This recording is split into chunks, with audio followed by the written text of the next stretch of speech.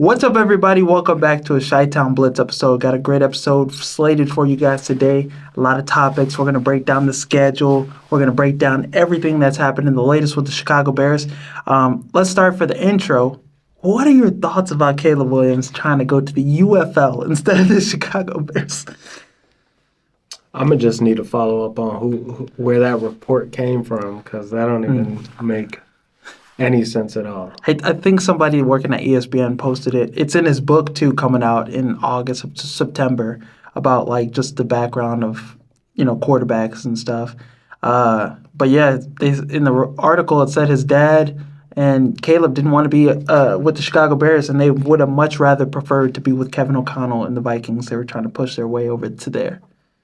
Yeah, I just think that's the inevitability of the NFL. Like, you can't choose where you play. Right. And it's tough, for sure, definitely. Going to Minnesota with Kevin O'Connell, Caleb Williams probably would have put up crazy numbers his rookie season. But that's the situation. Cam Ward, I'm sure he wouldn't want to be in Tennessee. I'm sure, I'm sure, some of these quarterbacks would have much rather been somewhere else. Right. It comes an interesting conversation with how things are transforming.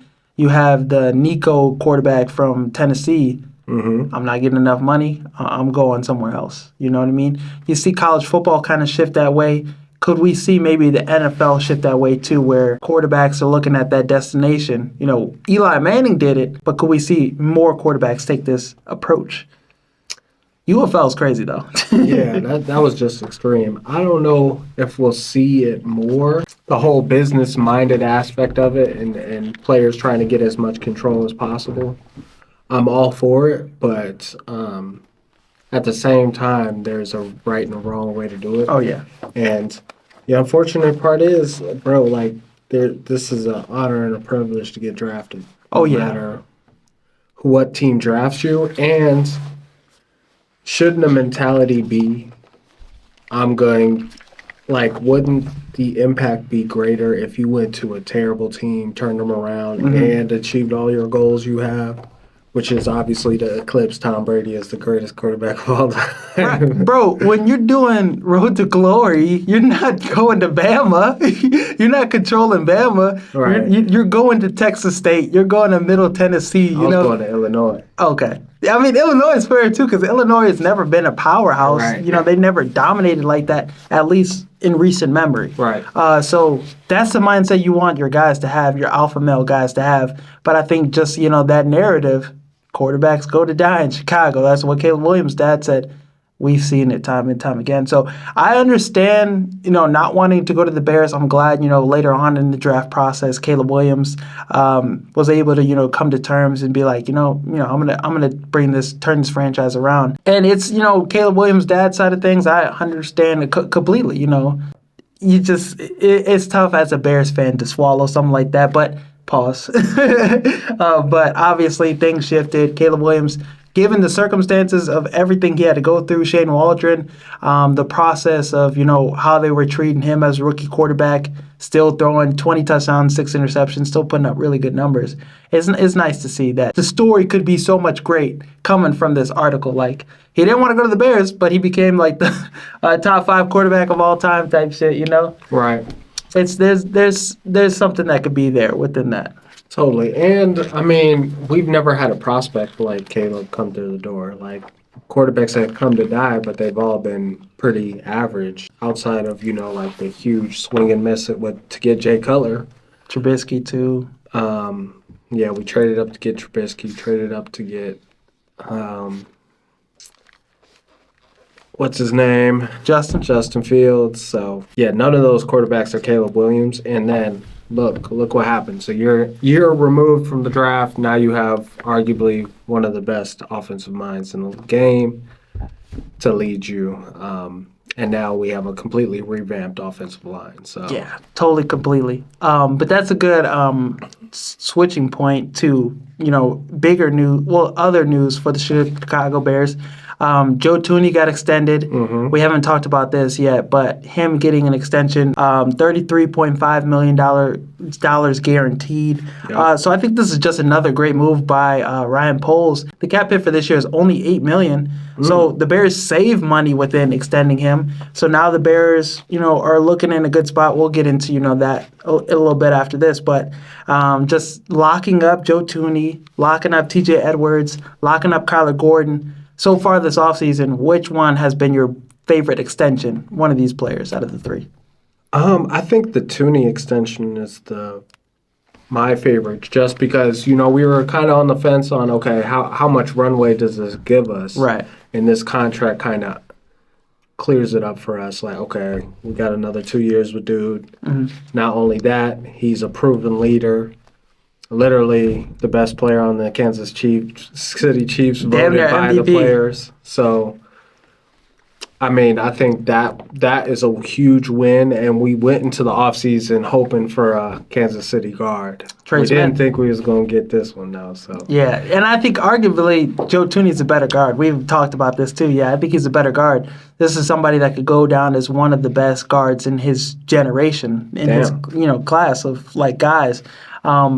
But yeah, he's a phenomenal guard. It's nice to have him locked down. I really like this extension too. And how Poles has done these extensions, these contracts, you look at Tooney, Dahlman, and Jonah Jackson. These guys are locked down until 2027. But you can also get out of their contracts in 2026. But having these three guys locked down for Caleb Williams, the rest of his rookie contract, I mean, what are your thoughts about this trio up front? How good are they going to be for Caleb Williams? Man, I'm excited to see. I think the sky is the limit, honestly. Look at where they rank amongst trios in the NFL today. Obviously, you got to give the nod to the Eagles and the Baltimore Ravens, the Lions, some of those groups. But outside of that, this is a good group to have. Yeah, you know what I'm saying? We're talking about an all-pro consistently. He's just been a phenomenal guy, probably the best guard in the NFL. And then Jonah Jackson, Drew Dahlman, the best center in free agency. So, this is a really good trio to have. You're right. Number 10 overall at right guard, potentially right tackle, potentially left tackle. Have you heard any news on that? About who's going to be at our left tackle? Right. They said Kyron Amegaji was starting at left tackle in all the pre-stuff, just the OTAs, the mini camps and all that. Well, that would make sense considering Ozzie Trebillo's just Kyron knows the offense. Yeah. So I'm interested to see. Hopefully Kyron could be a promising left tackle with us with the right guys. I mean, because Eberflus, Waldron, any of these coaches for the Chicago Bears, it's our opinion on them is they really didn't know what they were doing. So we could be they didn't really handle the people we had in place the right way. You got to look at players differently. Kyron, he was thrown into the fire earlier on and barely didn't have a training camp to shore up things. He still has great traits, still can be a good player with a great offensive line coach now that we have. The guy that's turned a bunch of Saints offensive linemen, 2 Pro Bowlers, a guy that Sean Payton trusts. And we see the Broncos offensive line this year, one of the better units in the NFL. Question.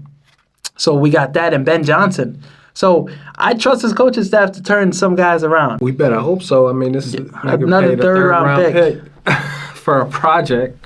Yeah. So we better see some flashes here too. That's all I'm gonna say. Yeah, and it's gonna be a good competition in camp. Him and Trapillo, those two guys going at it. But yeah, I mean, I wouldn't mind Darnell Wright at left tackle either. I think he'd be serviceable.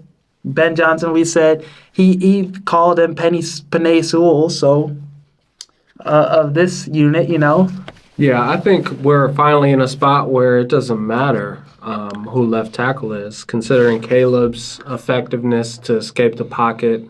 You definitely want to shore up the middle, considering he's a little lower, shorter, not short, but not 6'5" either, so shoring that up is going to make a huge difference, but I think with a left tackle, you could always have a we'll always have at least one tight end on the field. You think? Oh yeah, Cole Kmet's gonna block. Loveland could get his hands dirty. Smythe is a pretty good blocking tight end. So I think we'll be in a solid spot. And Roshan, I think, is a good pass protector. So is the Rutgers running back. So I like how this position, the offense line has improved, the interior especially, because that gave us so much problems. Caleb would catch the snap, and he'd have two defense tackles in his face, right. Taking him down. But yeah, so having that up front solidified is going to be great. I think this trio is going to be great. Now, with the Tooney extension, like I said, there's more space available. The Bears now have $15.4 million in cap space now. They didn't sign their 3 second-round picks, but after those additions, probably going to have $10 million left, relatively. So what moves do you want to see the Bears make? 2 positions we need to get better at, probably edge and running back. Mm-hmm. So what moves do you want to see? Man, that's a tough one. I've seen a lot of rumors, like maybe trading for what's the Rams running back? Oh, Blake Corum? Blake Corum. I saw that too. I wouldn't mind that either. I mean, he's not getting too much burn. And the Rams drafted the running back from Auburn, somebody they really wanted, that more like third down, like out the backfield type of threat. Hunter from Auburn, he's solid as hell. And they have Kyron Williams, who's the same age as Corum. So, I mean. Yeah, I think going cheap at running back is cool. We wouldn't have to give too much up for him either. Right.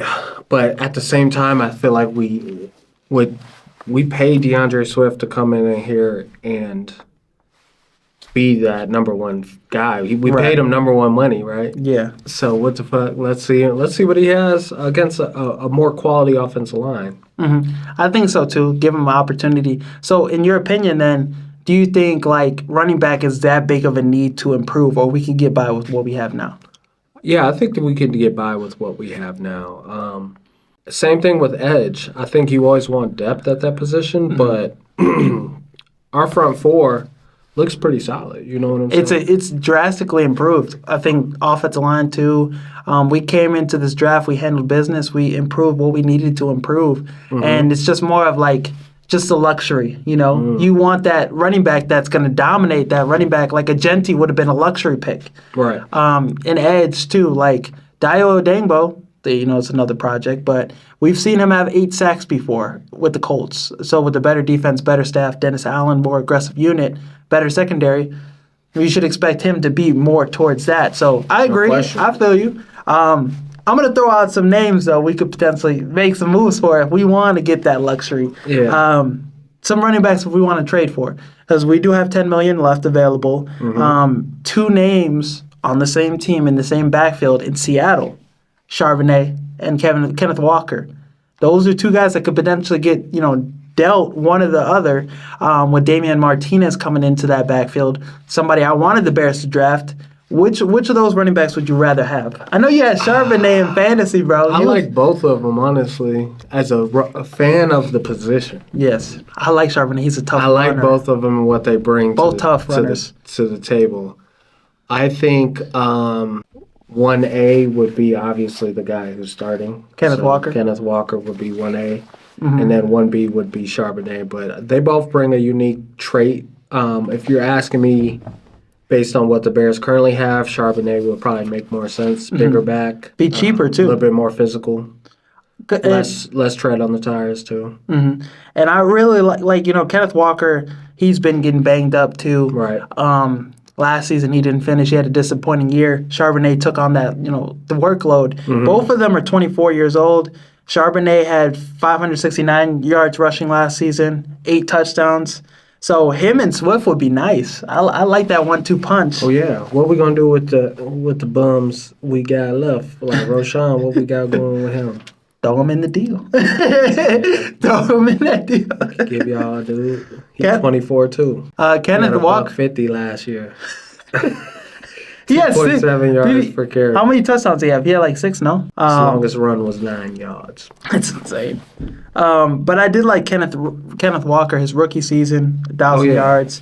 But we've seen him not be able to play 17 games any of the years. Yeah. 15 games rookie season, 15 games the year after, and 11 last year, and 3.7 yards per carry. 507. But They had a hard time running the ball last year. I will give them that. Seattle's offensive line was cheeks too. Their tackles were hurt.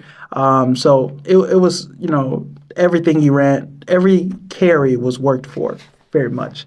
But yeah, I think I would prefer Charbonnet because I really like his game. He had 340 yards receiving last season, Yep. and he's played 16 games his rookie year, 17 games last season. So he's somebody that I think still had some upside without the, being banged up all the time, all the injury concerns. So if I were to go that route, I'd go Charbonnet, him and Swift, Roschon still in the backfield. I think you feel a lot better about that backfield. Another name to think about, you never really had him in fantasy, Breece Hall for the New York Jets. What do you think about him? He could be a name that's floating. That's interesting. I don't know if I love it because what are you giving up to get him? And Roschon. tore his ACL, you know what I'm saying? Yeah, he's a year removed from the ACL injury. Like that season, 17 games, 994 yards rushing. He almost had 1,000. But last season, feel like he played pretty well. And the Jets were not able to run the ball at all. Once again, that offense line was brutal. Offensive line coach, they were waiting for him to be assassinated. It was just that bad. So You're right. I think Breece Hall is a name that would be good. I really like him and his ability out the backfield, him and Swift. I think he kind of does some things similar to Swift, though. So out of the three names, I would prefer Charbonnet. But Breece Hall is another guy that I think has potential to be that superstar back. This was a guy that could have had potential to be a top 5 back. Oh, they was in the right scheme. You should draft him number 1 overall in fantasy last year. And that's how that's how you go by those running backs in fantasy to watch out for. The Bears have never had one of those in the last couple. Well, Matt Forte, was probably the last one, right? Monty wasn't. No, we weren't running to the draft room to get his ass in fantasy. So yeah, Matt Forte is the last guy. Matt Forte was nice as shit. Oh, that was my boy. So yeah, out of those three names, which one would you prefer? Oh, Breece Hall, no question. Okay. I think, he's a tough runner, physical guy. Yeah, no question. He's every down back. Explosive, too, surprisingly. 23 years old, too. Pretty solid in every aspect of the game. So I would pick him over anybody. But it's just like, what would that package look like? If we're looking for like a true number 1 or a guy who can come in and add to what we already have, I'd probably go with Charbonnet. Yeah. So I like that. And, the Jets, they're probably going to want to keep that backfield compact because they're going to be running down teams' throats. But back to the edge market, a guy that the Bears could potentially trade for in that, market. What do you think about Trey Hendrickson going down that path again? Oh, man, that would be could you imagine us get the news and we just cheering and shit? It'd be Keenan Allen times 10, bro. Keenan Allen times 10. We was geeked when we got Keenan. That shit happened during the episode, too. We was geeked. And my thing with Trey Hendrickson is the Bengals are doing him dirty. Danielle Hunter, who I think Trey Hendrickson's better than Danielle Hunter. They're around the same age. He got paid $35 million a year. Yeah. Damn. So and it's a 1-year deal though. So it's like just a 1-year deal, 1 or 2 year deals, not a long-term contract for him. They're around the same age. And Trey Hendrickson, the Bengals offered him $28 million a year. It's kind of disrespectful. Damn. But Trey Hendrickson, to get him, the Bears would probably have to restructure Jalen Johnson, DJ Moore's contracts. If you do the same thing with the Hendrickson deal, give him $10 million a year, $10 million for this year for the cap hit, and then have him make a bunch of money the next 2 years, you could get it. You could make it work. And that's the one thing people are like worried about is like, how will the money work? We can't give him $30 million this year, but you really can if you backload it. I think getting there's a way to work every deal. Yeah, I think getting him, the salary cap is not real. Yeah. I think that would change the trajectory of the franchise. Bro. Think about all the experts are saying, like the Michael Wilbons and the Greenies of the world, they're like, patience. You can't expect. I know we've been saying this for years now, but you think because you got a head coach and all these new assets that it's going to be plug and play, but I mean, though, it might be a bumpy first year one. You think about it though too with Matt Nagy when he came into the fold and we went to the playoffs, won the division year one. Yeah, he won Coach of the Year that year. Yeah.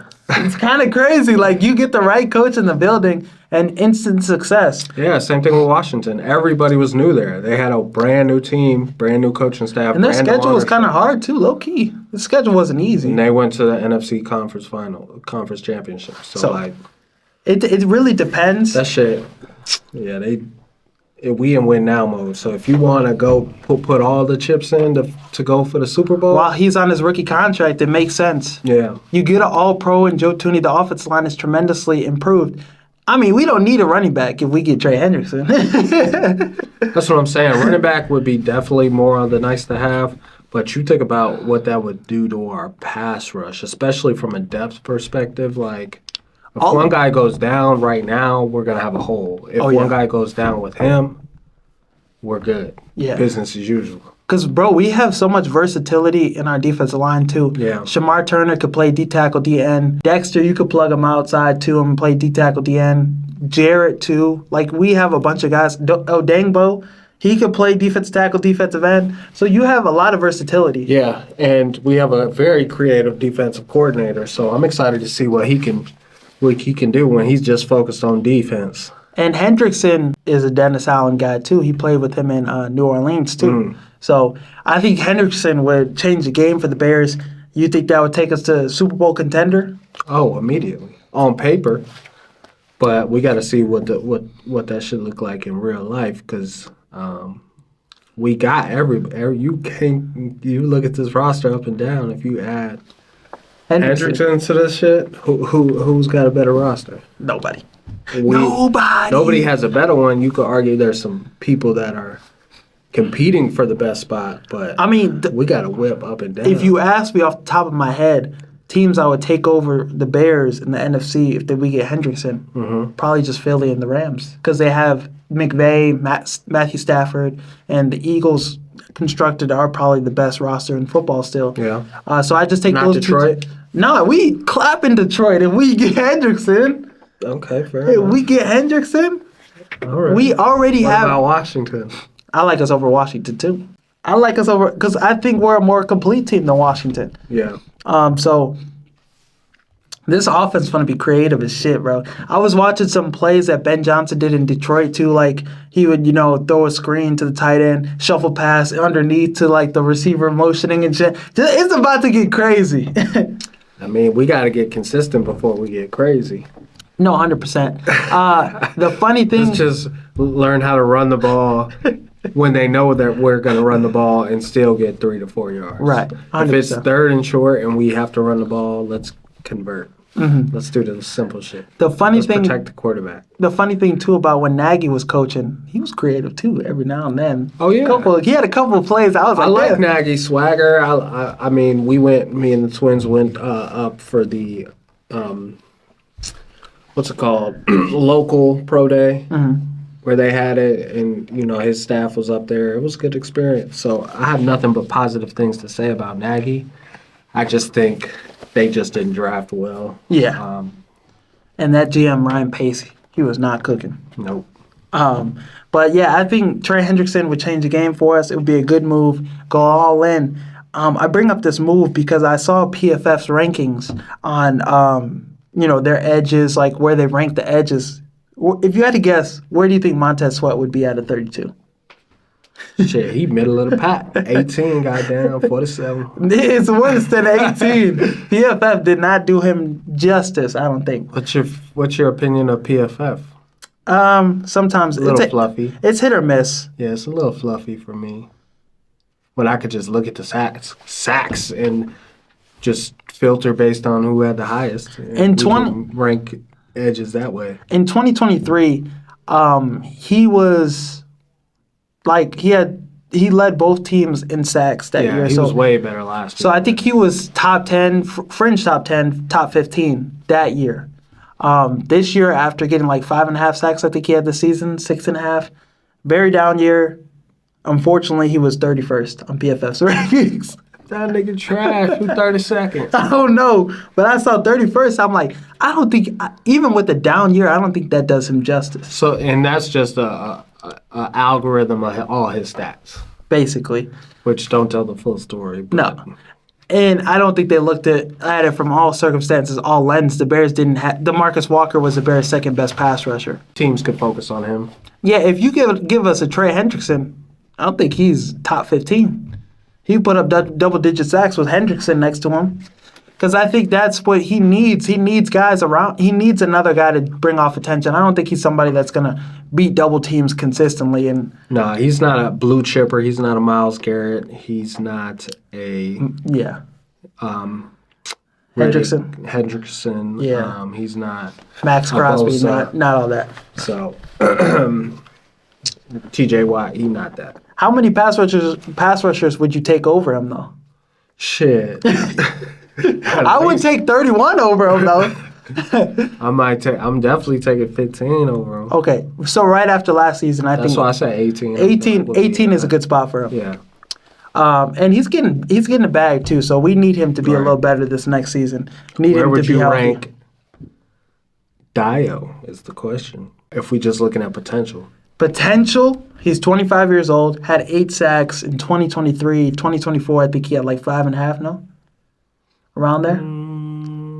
3 sacks. Hell no. If they're doing this strictly 2024, he's probably like 60, 70. But if we're going off 2023, upside, potential, 8 sacks in last year the Colts defense, they were terrible. They couldn't stop the run. If we're going off that, the secondary was ass. I think potential, I'd put him like 35, in the 30s.